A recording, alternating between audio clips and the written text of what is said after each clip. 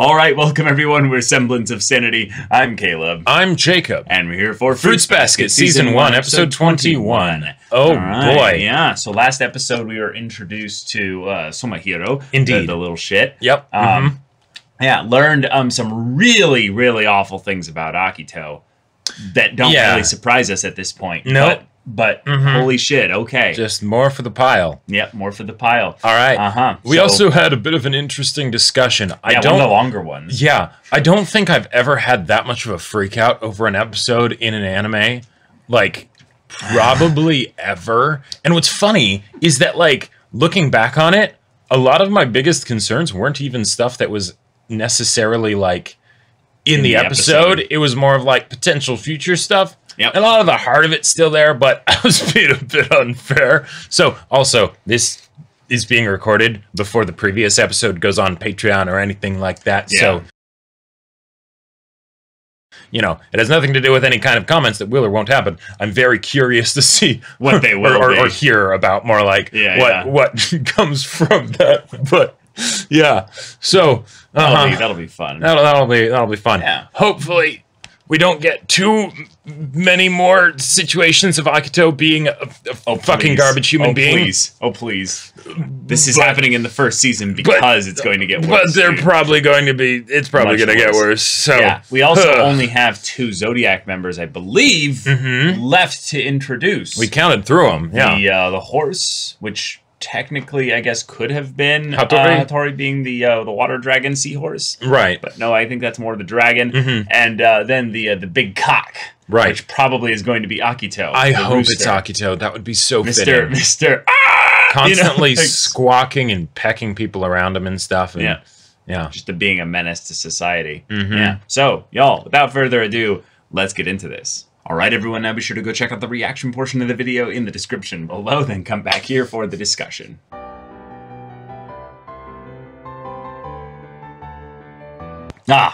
What a wonderfully funny episode. That was great. God, that was so good. Oh my god. Just hilarious, so funny, wholesome, and holy shit. And like emotionally relaxing, you know? Yeah. Like that, awesome. Oh Love my it. God. Love it. Yep, Motoko was the leader of the Prince Club. Yep. I love that we completely forgot her design to the point where we were like, wait, is this like a young Hana? Or wait, maybe it's Hana's younger sister. Right. Like all these different explanations. No, scared you've met before. Yeah. Oh, man. That was wonderful. Like, so we end up having a legitimately wise thing given to them through the interactions with Hana and Megumi, though. Yep. That when you intensely love something or someone, if you stand for them, essentially, just because you really, really like them or, you know, what have you, it doesn't mean you have free license to just do or say whatever you want to them or other people. This is... like this is a good lesson for people nowadays. Yep. Because stan culture has only gotten worse. Like since when did this manga come out? Like 2000 or something? Because 2003 or 2001, 2003 or 2002 or 2001 or something was the original series. Yeah, which means that they caught up to the source material really quickly then. Right. So yeah. So, probably maybe, you know, late 6 months, a year before then or something. Yeah. But so like and oh man. So I love it because like, okay. There's the whole idea of when it applies to people. Yes. Right? But also this is something that I've kind of personally felt with regards to shows sometimes. Sure. Where you have a fandom that is so passionate about their show that they love so much that it's like, where is kind of the room in you for like, you know, like in us for like watching and stuff to like kind of have your own opinion, right? Yeah. You know, because it's like so many people have, you know, spent so much time thinking about this show and loving it and all that stuff and coming up with all these ideas and theories and testing things, seeing what works, what doesn't, and all that stuff, that it's like, you know, is it just something where you kind of have to adopt the popular opinion or you know, be dismissed, you know, or something like that. Dialogue in the discussion. Yeah. That typically comes about, I would say, in stories that have extremely I'd say developed fandoms that have been there for, you know, plenty of years, so that they've had that time. The thing that's funny though is that like it usually just takes a matter of time before that person's thing that they bring to the table is then like, oh, enough people have now mentioned that. Sure. That now we're like, oh, now it's actually right. like, The conversation can change, right? Yeah, you know, it's some new idea can be brought forth, and then yeah. And then from the toxic like relationship connection ownership kind of thing that these girls have, you get into the shipping community, which will basically say like, I don't care what the creators of this story want. The actual like canon, whatever should be warped to the idea that I see these characters as having, they need to get together in some measure. And having your own thing, that's totally cool. That's totally fine, right? Like I feel like fiction is amazing. Oh yeah, it's wonderful. I feel like in a lot of ways, it's Hana with her waves, right? It's something that can almost seem supernatural at a time, of like how it works and everything, right? Yeah. But it can be a ton of fun. But from the outside, it can also be terrifying. It can be terrifying, and it's also like, it's a real like interesting counter example to what you're talking about, which is where they've taken the hard, literal, like no extra interpretation approach to the other extreme, which is there's no basis for this really, except some stuff that I've extrapolated entirely out of nothing, or extremely small things, right? That I, don't want to accept the reality of the things there, which is fine, but don't turn that as a weapon towards other people. Exactly, because when it comes right down to it, even if it's something that seems like the most blatantly obvious thing about a story or whatever or a person, that's an opinion of you or of other people or whatever, right? And so treat it as such, right? Right. And that love that you have for the thing or person or what have you that you're super passionate about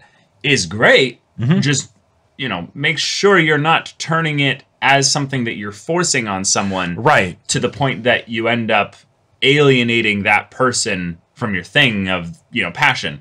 Like, that's something that I think anyone that's been really excited to share anime with people has noticed every once in a while, is that when you do it with too much zeal, you end up alienating people from actually getting into it, because they're like, well, I don't want to end up like you.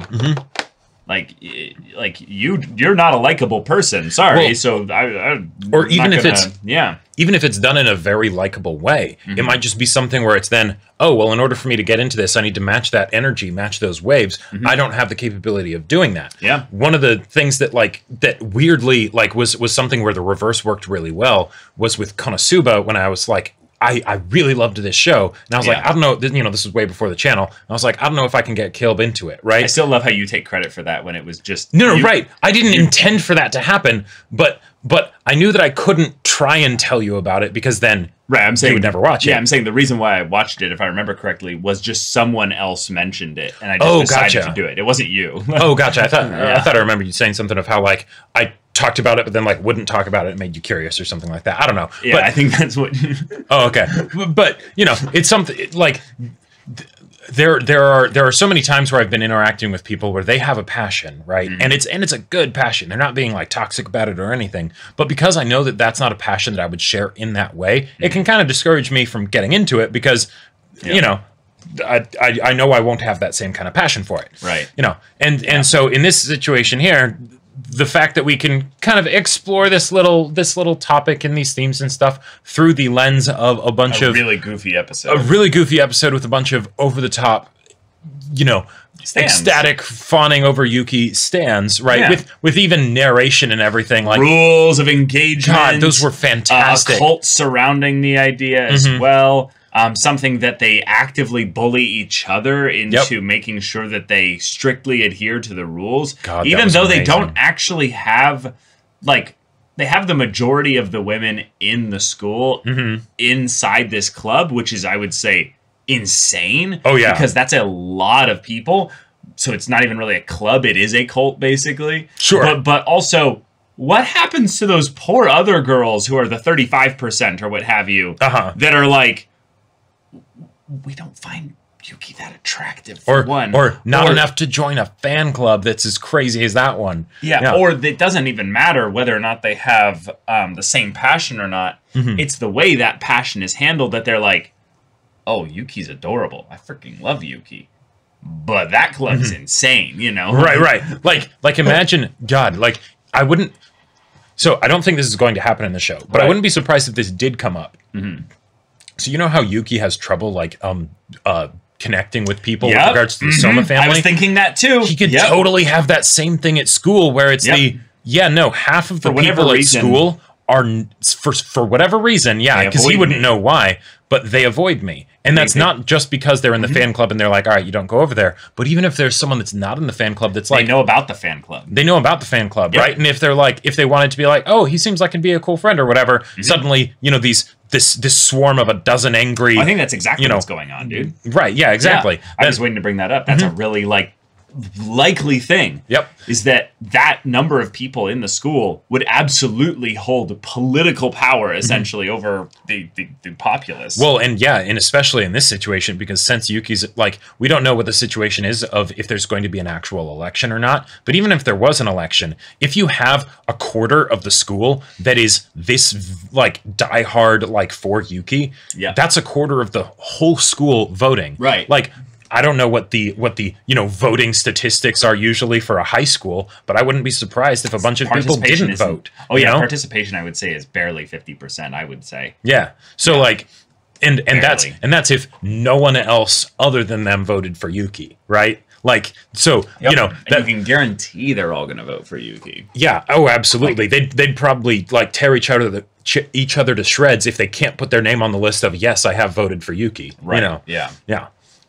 Yeah, they're probably campaigning for him already. Sure. So that's its own thing. I love the breakdown of like the different years at the high school have different honorifics that they can use. So like, you know, like Yuki-kun or like Soma-kun, all that stuff. That was great. Yeah. I really like the idea. Wait a minute. Different years can do that? I think that was just lists of the rules, dude. No. So there was the list of the rules, but then they had like first year's column this, second year's column this, and third year's column this. It was fantastic. Yeah. Always address the prince by the following. Third year's Yuki, second year's Yuki-kun, first year's Soma-kun. The idea that if you spent, 3 years or 2 years plus change, here, you get to call him by his first name. Right. Who decided that? It's a top down, get in quick, and then get 2 more people or 5 more people. I mean, no, this is just a seniority thing. There's no effort you have to do by this other than you need to follow the 3 previous rules. What we need a political revolution within this club. That's what we need as a mini arc, Yeah. Jeez. God. You know what's crazy here though is how like kind of basic these rules are. Never steal the prince's personal effects. Decent human beings would never do that. But the idea is that's how much of a problem it was that they needed to make that rule. And that's rule number 1. That's rule number 1. Yeah. Second thing, never invade the prince's home. Which, what I like about this, personally, is this ties directly to Tohru. But secondly, is that it's the idea that... Don't stalk him. Yeah, how many people were stalking him, essentially, outside of school? Yep. Third thing, never speak to the prince without someone else present. That's very easy to do, to speak to him without someone else present. But think about that. That ties into the point that we were talking about earlier about Yuki feeling isolated, is that the girls would actively discourage people from staying around Yuki because that means then other girls would then talk to Yuki. Because that doesn't say without another prince member present. That says without another person present, without someone else. So it could be literally like Tohru, or it could be, anyone. And if the only time that Yuki has people talk to him is when he has like, 5 girls swarming him or something. Yeah. And if it's not going to be any real connection with any of them. Yeah, and we've learned over the course of our YouTube, journey about more about Japanese culture and first names, the idea that there's a lot of women that are just actively using his first name with no permission or no pretense for it at all. That is really just like awkward. Yeah, presumptuous at best. Presumptuous at best. Yeah. Like, and then the fact that 5 is just etc. Like there are way more rules. It's like here's the textbook. Memorize the Bible, this. Yeah, right, exactly. Tohru is a repeat offender. She's on hit list. Exactly. Number, most wanted number 1. God, like, given the fact that we have heard that apparently Momiji was the inspiration for what's his name, Honey in Oren. Yeah, this makes me wonder if this was also potentially inspiration for Lobelia. I mean, that was just I would say, a specific part where they had them all like doing their saluting dance. or like Well, they were doing like a dance pose as a salute, basically. But yeah. Yes.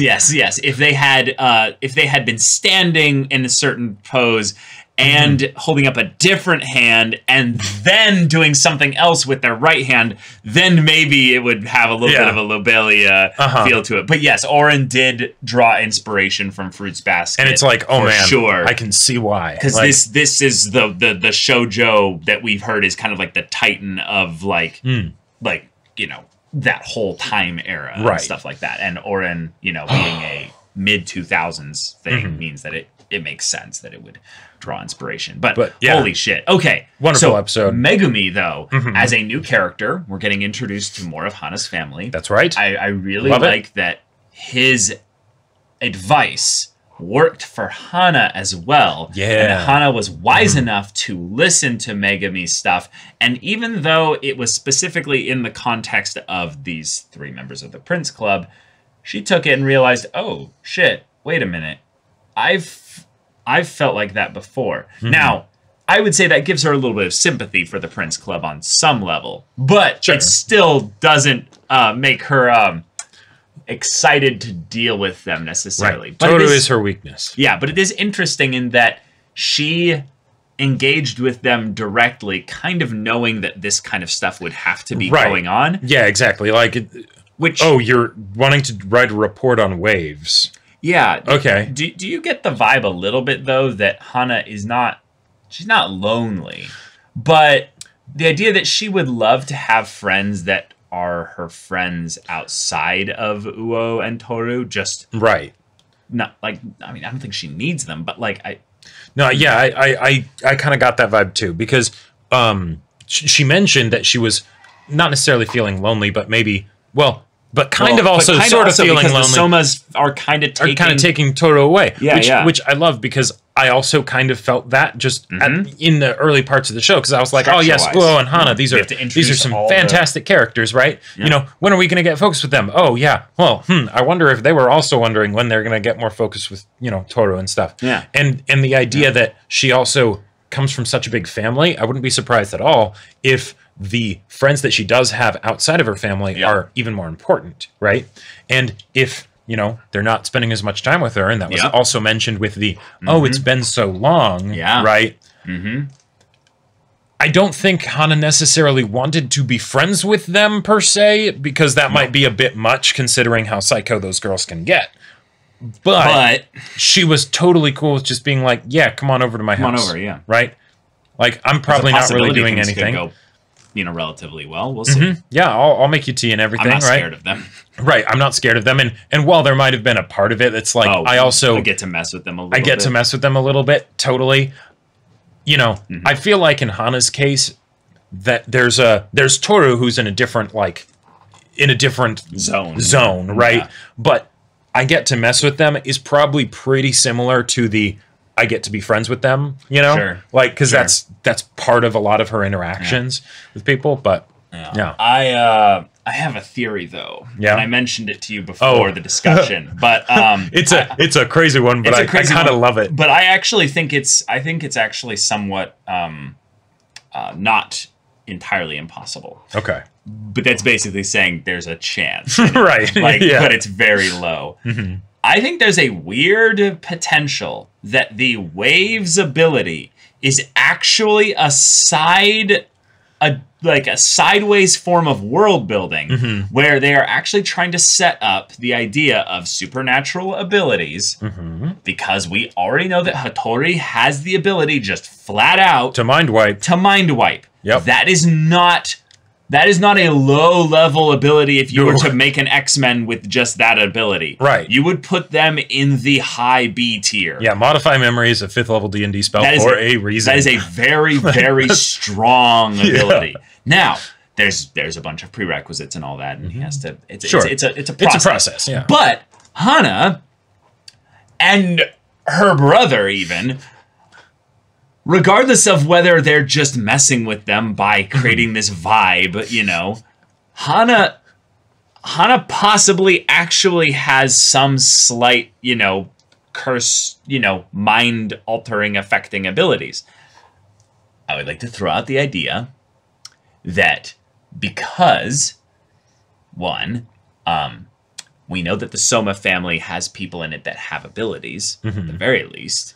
Akito has some reason that he's the head of the family, which I would assume has to come from some kind of supernatural aspect, in addition to him just being maybe a whichever Zodiac member. I think he's obviously the rooster because he's just a fucking menace. But there's a possibility that it has nothing to do with that. He might not even be a Zodiac He's the horse member. with the wounded leg, you know, or something like that. Whatever. The point is, I want to throw out the idea that Hana might be a bastard Soma, a Soma that is born outside of the confines of the typical, like, you know, Soma, you know, jurisdiction.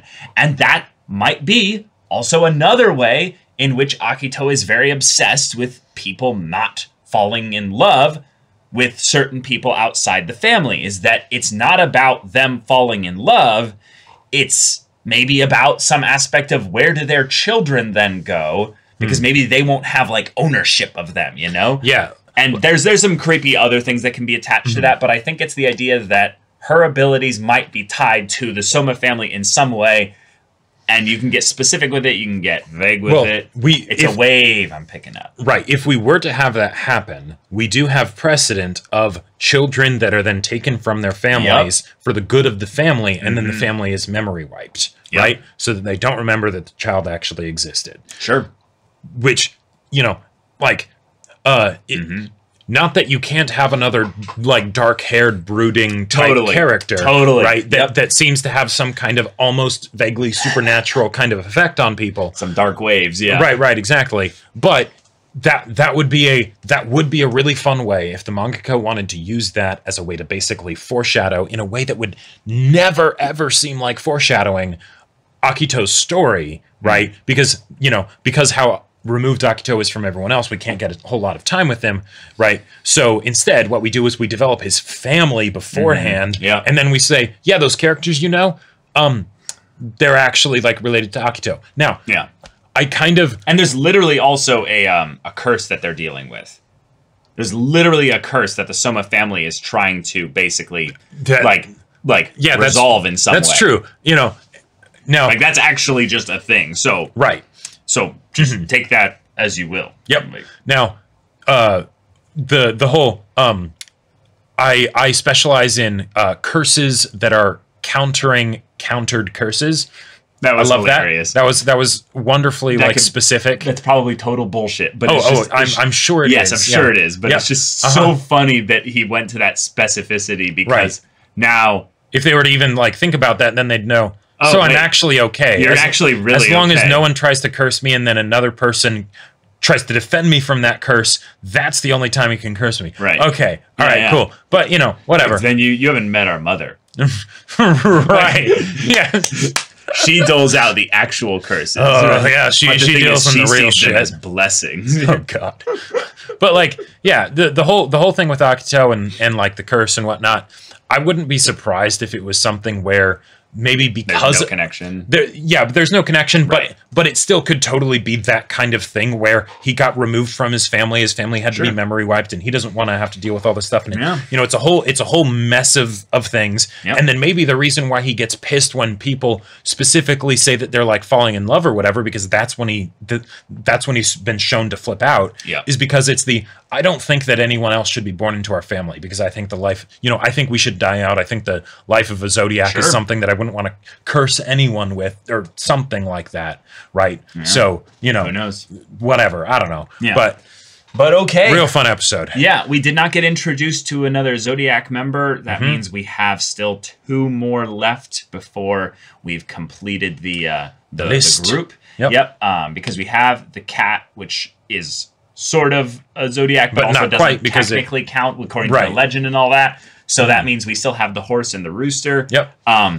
I would love for Akito to be one of those, but if he's the rooster, I want the horse to be like the most like awesome, like or not even like awesome, just like gallant, like someone. I don't care who they are, what they look like, or you know what type of person they are. I just want them to be somehow gallant. Right. Like I almost wouldn't have been regal. surprised if Ayase was the horse, because it's like, ah, yes, my majestic flowing mane of hair, you know, and but who knows? Well, we'll see. We'll see. Will. There are a few more episodes left in this season, but we are actually coming up towards the end of the season, so that means we get that finale build up, and you know, there's some interesting stuff that could be set for that, because the original anime ended in season 1, right? So this is going to be interesting. Yeah. This is going to be interesting. Yeah. I didn't experience any of the original anime, but I'm bringing up the point that like for an original like FMA B kind of situation, this is we're coming up on the point where things could go into the like, like the pacing could increase, the style of story, down, you know, or could adjust in a dramatic way. So I'm really excited for that. But poor Yuki. Yeah. Like, the more and more you see like all this just shit that just like kind of slings around him at like a specific radius and stuff, you're like, damn, like it ugh. And by the way, last thing from this episode that I thought was just wonderful, you pointed it out, but the fact that they're like, yes, Yuki and his brother. Yuki's relative. They don't even know the relation. Oh yeah, no, that's right, because they're not brothers. They're not brothers. Yeah. But just the complete, utter lack of interest in Kyo.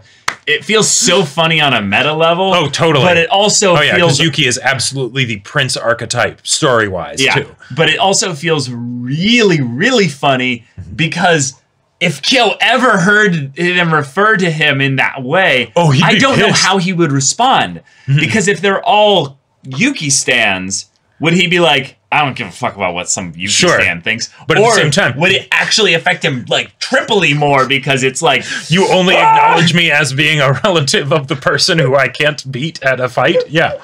So that's the whole thing there. But Oh man. Y'all, thank you so much for watching this episode's reaction and discussion. If you want to see the next episode's reaction and discussion right now, though, go check out the link in the description below. For our Patreon, you can get an early access there. You can watch full-length timer reactions there, and all this comes with Discord access. You can chat with us in the community there about this show, about anime in general, and also be sure to check out our Twitch channel. We stream every weekday. The info's in the description. Yeah, so if any of that interests you, we'll see you there. But until then, we're Semblance of Sanity. I'm Caleb. I'm Jacob. And we'll see you all next time.